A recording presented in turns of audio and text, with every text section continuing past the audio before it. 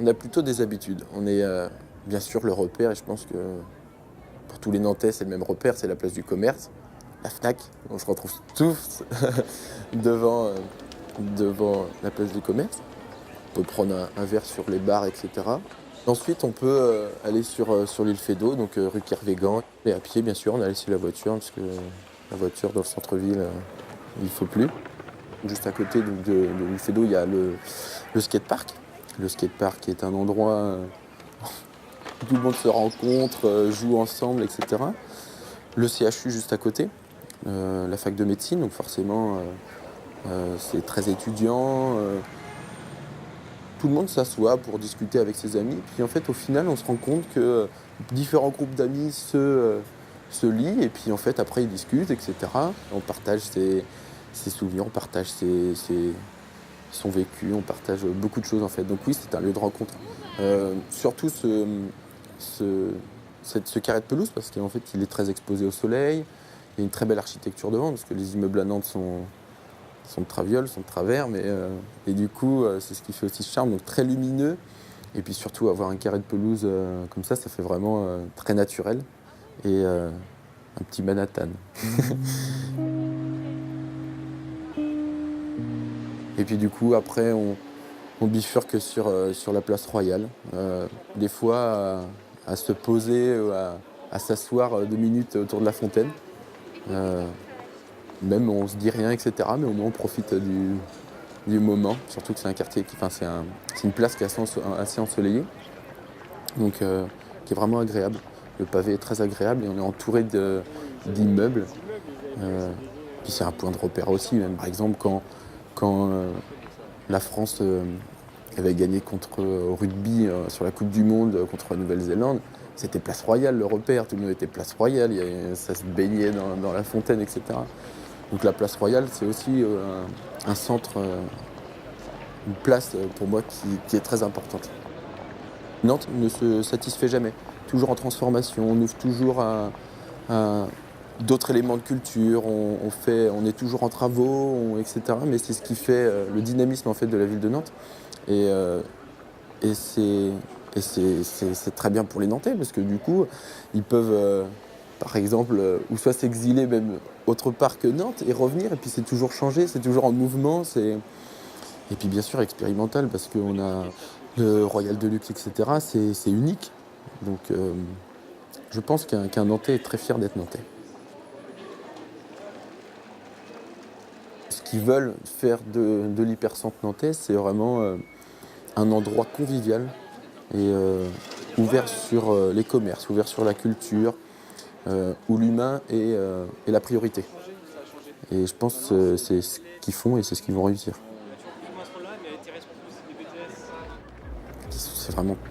C'est très joli de se balader. En plus, on est juste à côté de la Loire. La Loire a une place très importante à Nantes. Et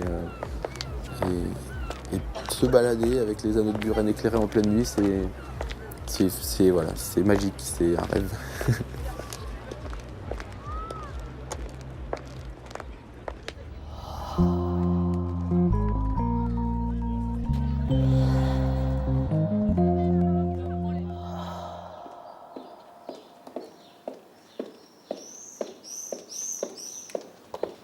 Tous les matins, c'est extrêmement agréable parce que c'est très calme, parce qu'il n'y a que des chats le matin à 8h15. Le village se réveille et puis je prends effectivement mon bateau. Et quand on est sur le bateau, quelque part, c'est une espèce de petite bulle qui nous connecte justement à la nature. Ce qui, en tant qu'habitant dans une ville avec un contexte urbain, on peut être un peu déconnecté justement des saisons. Là, vraiment, on y est connecté. On est connecté aux marées, donc ça, c'est vraiment journalier, c'est quotidien. Et puis, on est connecté aux saisons. On est connecté, effectivement, parce qu'on va voir qu'en bord de Loire, voilà, il y a les feuilles qui commencent à pousser, il y a des odeurs un peu différentes. Donc, la lumière aussi, c'est pareil. Enfin, il fait jour maintenant. Il faisait nuit à la même heure il y a quelques mois. Donc, tout ça, ça évolue. Donc ça permet effectivement d'être un peu en observation et d'avoir vraiment une vraie bulle très très agréable, un peu zen pour commencer sa journée.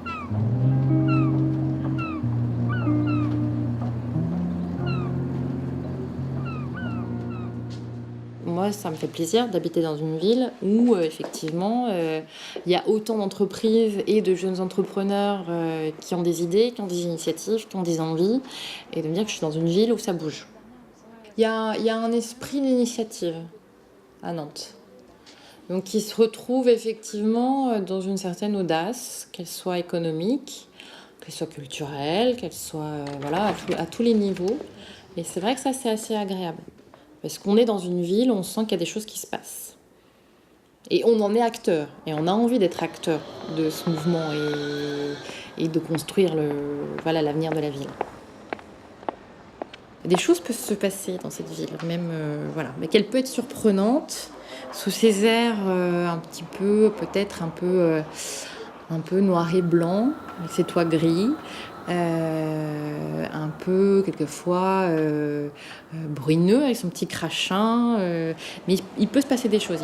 Voilà, il y a des histoires qui peuvent s'écrire ici.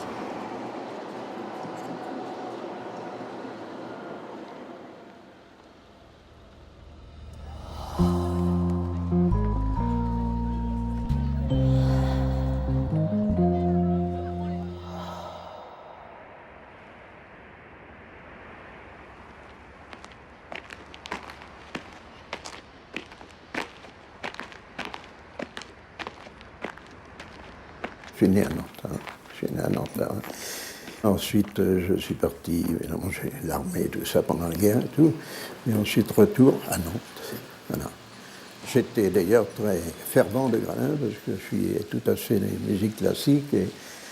Et j'étais pratiquement abonné à Gralin pendant très longtemps.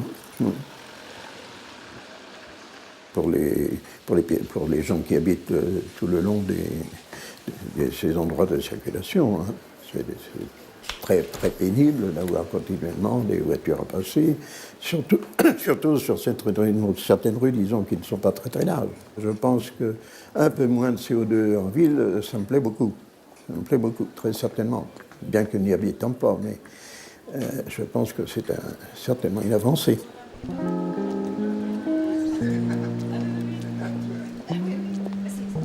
Quand on était gosse, on descendait en trombe le passage Pommeraye. Et après, on achetait, il y avait à l'époque un marchand de farce et attrape qui s'appelait Hidalgo dans le haut du passage Pommeraye. On allait évidemment acheter tout ce qui est bout de plantes et autres. Ça m'inspire. Il paraît que, enfin je le sais depuis longtemps, mais que l'on doit agrandir ce passage ou en faire un deuxième, j'en sais rien, mais enfin quelque chose qui communiquera depuis Presse Océan, la rue Santeil, et à rejoindre la rue de la Fosse. Puis après, bon, je collectionnais les timbres. Alors en bas, il y a donc le philatéliste, là en bas, j'ai été client aussi longtemps.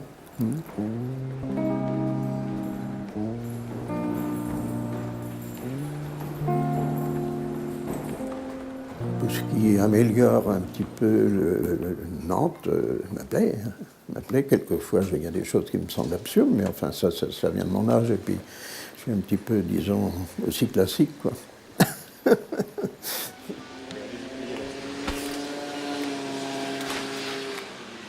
Le quai de la Fosse, moi j'ai connu le quai de la Fosse avec des bateaux d'un bout à l'autre.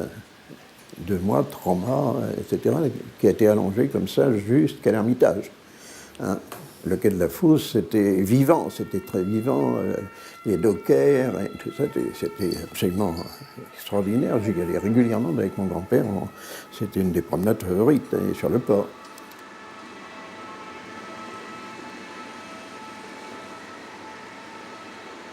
Ce mémorial, c'est tellement l'histoire de Nantes. Hein. C'est l'histoire des négriers, c'est l'histoire de la traite, etc.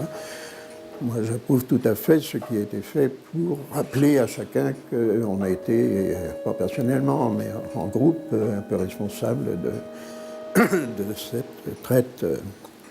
Oui, c'était effarant quand on connaît ça. Déjà au château, il y avait tout un espace pour parler de la traite des Noirs.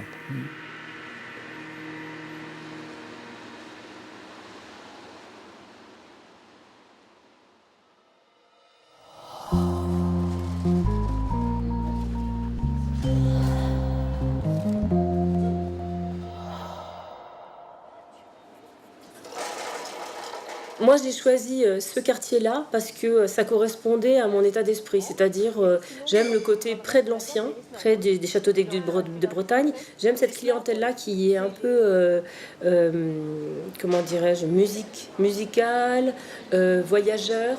Vous avez quand même la librairie du voyage. C'est un petit côté bobo, voyageur. On n'est pas dans le quartier chic et moi, je m'y retrouve bien.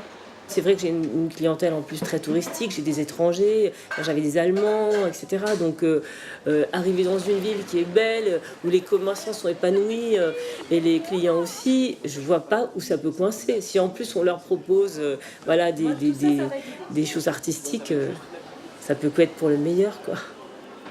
En fait, moi je trouve qu'à Nantes, il n'y a rien qui est compliqué. La vie, en règle générale, est simple. Il n'y a pas de choses qui paraissent insurmontables.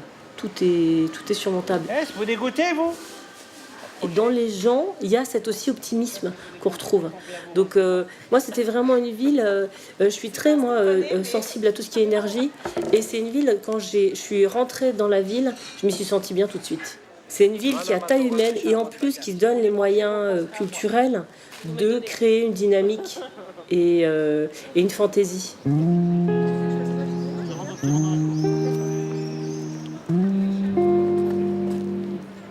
J'aime beaucoup le château d'Aigues de Bretagne. J'aime rentrer dans rentrer dans le château, avec tout cet espace blanc, rayonnant, lumineux. Et puis même ces pavés à l'ancienne où on marche dessus, on a du mal à marcher. J'aime bien cette sensation à l'ancienne. C'est aussi pour ça que moi j'aime bien ce côté, voilà, qu'on retrouve aussi dans le thème du café, hein. Le côté à l'ancienne avec comme on dit, c'est dans les vieilles casseroles qu'on fait les meilleures soupes, quoi. Ben, j'aime bien ça. Voilà. Et puis il y a des belles couleurs. À Nantes, quand il fait beau, c'est magnifique. C'est une ville où les gens se ressourcent, où on capte les rayons du soleil. C'est vraiment une ville, moi, qui a été évidente, quoi. Et j'ai trouvé qu'il m'avait adoptée. Ouais, il y a un vrai plaisir, quoi. C'est pas la Madeleine de Proust, non. Mais pour moi, c'est presque ça. Ça pourrait ressembler à ça.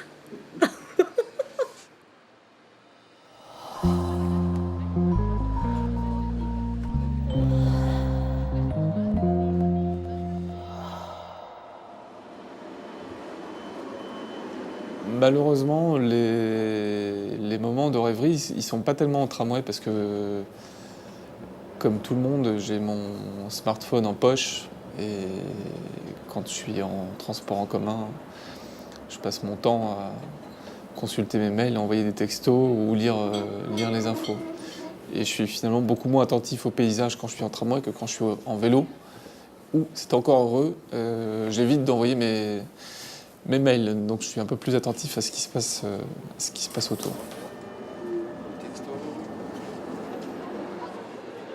Il y a ici, dans ce quartier où nous sommes, donc, qui est le bas du cours des 50 otages, une centralité, une activité, une énergie qui est toujours là, il y a du monde tout le temps.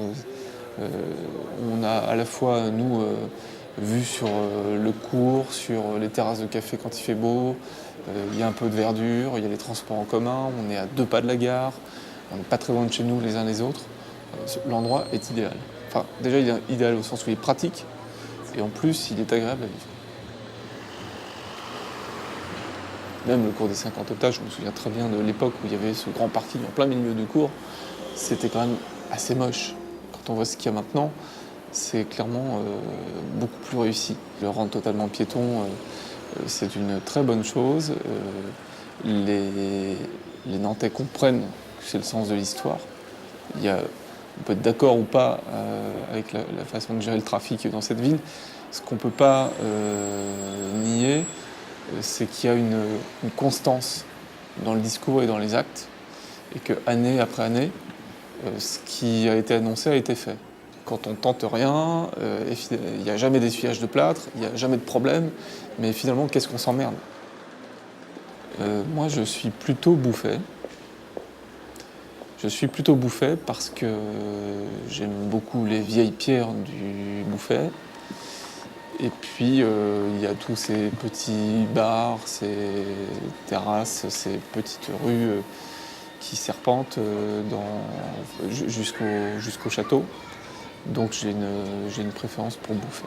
Je trouve qu'on est encore un peu à l'ancienne du côté de Graslin. Mais bon, j'imagine que quand ce sera piéton, la place redeviendra très, très sympathique. Je pense que sur le plan esthétique, Nantes n'est pas une ville qui se donne facilement. Mais je vois un parallèle avec une autre ville que j'aime beaucoup, qui est Marseille.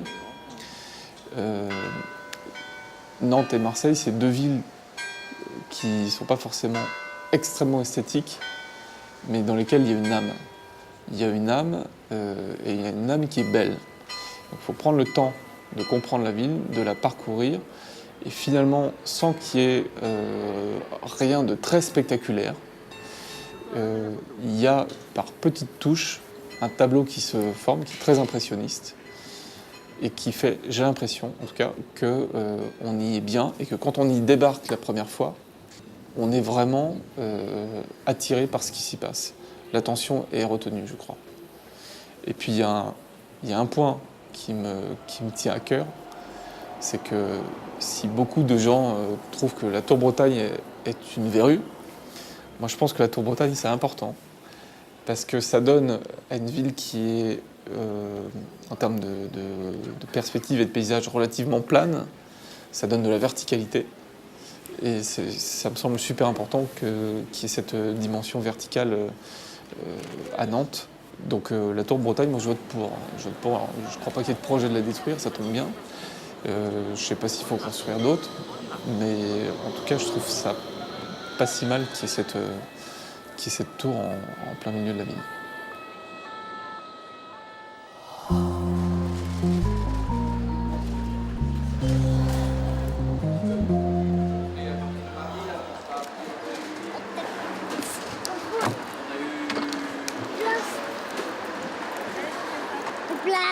Quand je suis toute seule ou quand mon ami est tout seul aussi, on peut prendre les enfants, les courses, quand ils étaient plus jeunes, la poussette, on met tout dedans, c'est un gros vélo. Et donc, même quand il pleut, on a une bâche. Donc voilà. Mais on a peut-être aussi cette culture-là, puisqu'on a habité avec mon ami à Amsterdam pendant 2 ans et demi.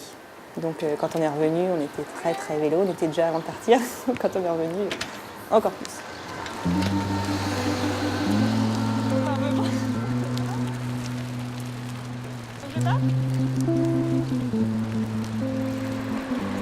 On n'est pas stressé dans sa voiture, voilà, à engueuler celui qui est devant, à stresser dans les feux rouges et tout. Donc moi je trouve ça un vrai confort de vie, quoi. Nous avec les enfants on fait plein de pique-niques dans les parcs, donc que ce soit le Crapa, hier on était à Procès. Quand on veut de la campagne, on sait où la trouver, quoi.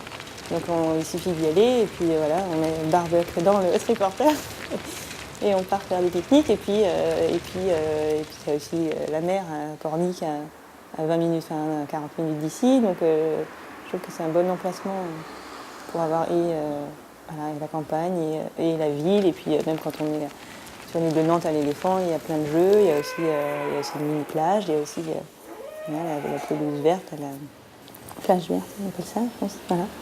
Donc non, je trouve que c'est bien. Avec la nouvelle promenade nantaise qui va bientôt s'ouvrir. Et c'est vrai que tout ça, ça offre des nouveaux espaces aux piétons qui avant étaient pris par les parkings, les voitures, le tramway qui était... On ne pouvait pas le longer à fin à pied, c'était pas très agréable. Là, maintenant, ça va vraiment devenir des espaces, des terrasses, des lieux agréables à déambuler. Et ça, pour ça, Nantes est vraiment assez moteur pour inventer des nouveaux espaces.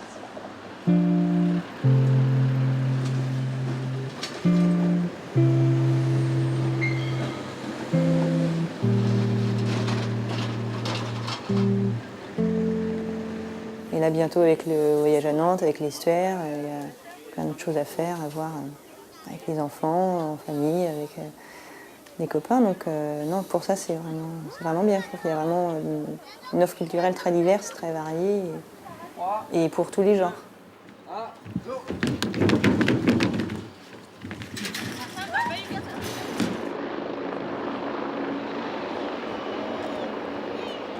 Les artistes nous amènent aussi à avoir un regard différent sur la ville et d'avoir des parcours comme ça qui nous obligent à regarder certains endroits, qui nous font finalement découvrir des nouveaux espaces, des nouveaux endroits et à regarder la ville différemment. Je trouve ça essentiel. Évidemment, la culture est très, très importante.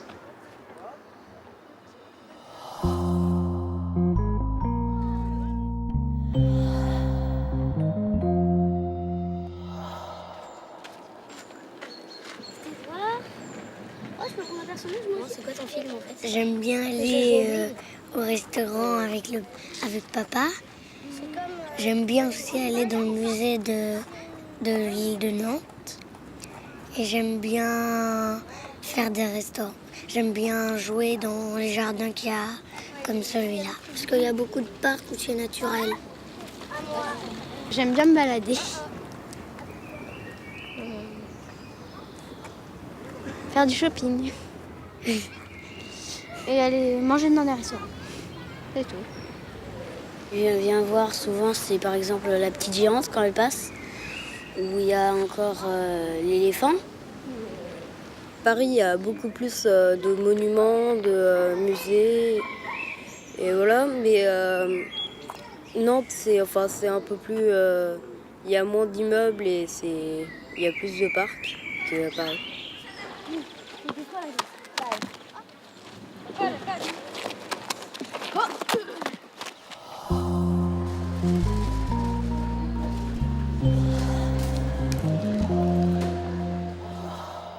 Tino, t'es réveillé? J'arrive. Je suis en rez-de-chaussée, dans un appartement en rez-de-chaussée avec un rez-de-jardin. J'ai l'impression d'habiter en maison. Mes enfants, du fait du rez-de-chaussée, mais bon, on est vraiment au cœur du centre-ville, donc je ne peux pas rêver mieux. Hein. En fait, là, dans cette situation-là, j'ai la possibilité de me balader avec aisance.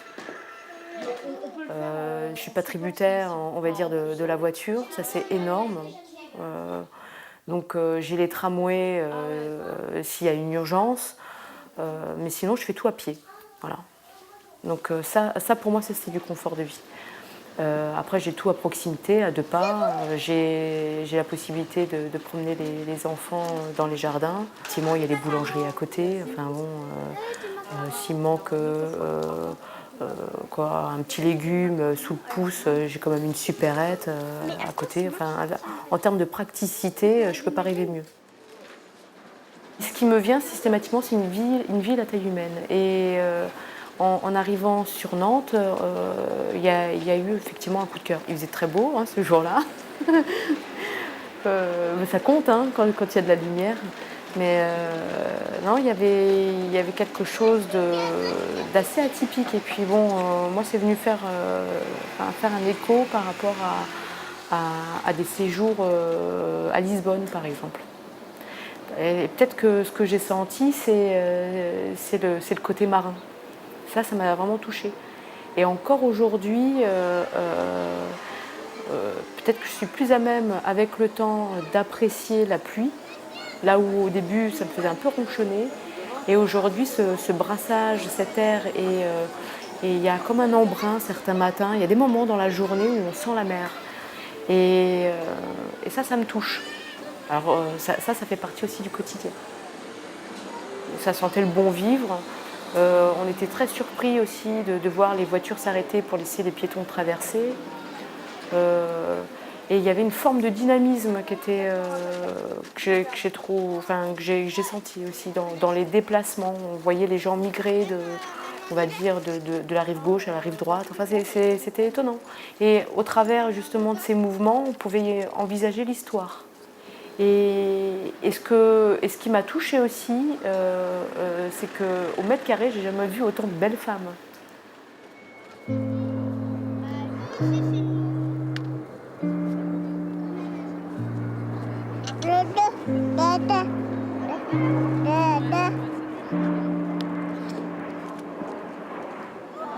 Je pourrais dire que je vis vraiment un confort de vie aujourd'hui. Les enfants jouent, puis c'est l'occasion vraiment de se poser. Les douves du château, c'est plus qu'un aire de jeu, ça ressemble plus à un espace pique-nique. Un aire de pause, comme ça, voilà, une pause. Vraiment, c'est l'idée de la pause, plus que le jeu en lui-même.